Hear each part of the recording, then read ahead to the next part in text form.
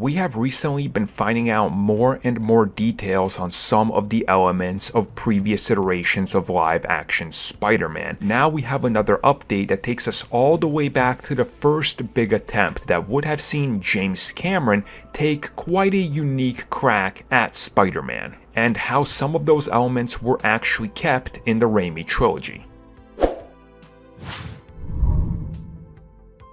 So David Koepp has been making the rounds talking about his time on Spider-Man, the different iterations. He's talked a little bit about Amazing Spider-Man, about Sam Raimi's Spider-Man, some of the things he wanted to do, the ideas and all that. Now recently, he got to talk a little bit about what James Cameron was trying to do. And what he said was that he came into it after Cameron, and he saw that he had his own ideas that were pretty much 100% a complete counter to what James Cameron was doing. And as he says, Cameron actually took it very seriously. Peter was a very serious character who took the superhero genre seriously.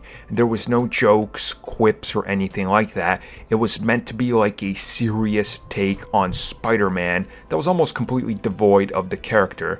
In my mind, what this makes me think of is, imagine Tim Burton's Batman if it's that level of seriousness, but imagine Spider-Man in that role. It just doesn't fit well. And then he talks about how they were talking about Batman Returns, for example, how he saw that as sort of the last good superhero movie, and then X-Men was still on the way out. So when he was hired, he had to look at what James Cameron was doing, kind of look at the future, and, if you will, gauge that to kind of assess how the crowd is going to respond, and the serious version was just something that was not the direction they wanted. Now, I'm pretty comfortable saying that there was probably some influence on this from the likes of Batman and Robin almost killing the comic book genre movie. So again, they were probably like, yeah, let's get away from that, but not go completely in the other direction with Cameron. Let's meet somewhere in the middle, which I feel is exactly what they did. And he says that when he came in, James Cameron had an 85-page treatment, and it was being treated like a real movie, he says.